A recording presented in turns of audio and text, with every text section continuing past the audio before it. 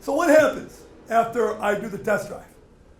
Two things happen right away. Number one, the first thing we do is we send an email with an attached PDF, and you'll notice the subject of the email at the top, the RO number that came from the shop, and we're telling them it's your test drive report.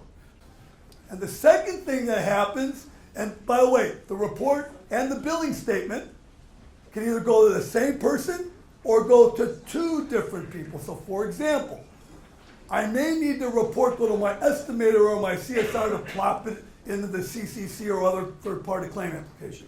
But I may need to put that billing statement to my parts person who's doing all the costing on the job. So that's the reason why we split. But you can choose to send it to the same people anyway, doesn't matter. Okay? Now let's talk about the report for a second. The report's broken into 5 areas. The top up here, as I call the admin area. Okay? RO number, invoice number, year, make, model, VIN, insurance company, and you'll notice a blank fleet. Understand, collision centers aren't the only companies that do test drives. Mechanical groups do, truck groups do, and glass groups do. So, and some people do work for fleets. Also below that, you got the test drive type, so you know what that test drive, what type of test drive that was. Below that, you got who the technicians were, so you know who took the car on the road. Next is what I'll call the details in terms of the test drive. You got start and stop time. So understand this for everybody in the room. There's no fudging. The time is the time. When you press start, clock starts. When you press stop, clock stops. And don't anybody ever ask me, well, Frank, can you configure it so I control that?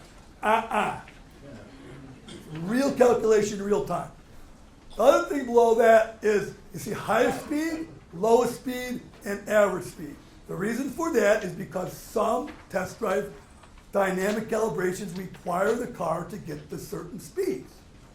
I was doing a test drive on the way to the airport in Dallas. One of my developers goes, Frank, you drive really fast. He goes, you were doing 84 miles an hour. Anyway, so below that is a link to the video. So if I get the PDF electronically, I can click on that link and bing, up comes the video and the audio. So I have complete documentation of that test drive. Below that is what I call the speed graph. And that's telling you the speed that a vehicle went through over the time of that test drive. Now the cool thing that I really like is the next one, the map.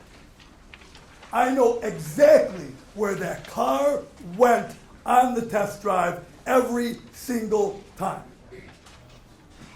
Every single time. So there's no going to the liquor store, going to McDonald's, or whatever the case may be. You know where they went. Below that are the recommendations for that make and that type of test drive. Now below this, you see on the screen here, you see a link, it's eyesight manual. So next phase will incorporate training videos, actually videos from the OE manufacturers, as well as links to the manuals related to the cars. The next thing you get, besides the report, is a billing statement. And that's based on the cost of the drive, based on my technician, based on my market, whatever the case may be.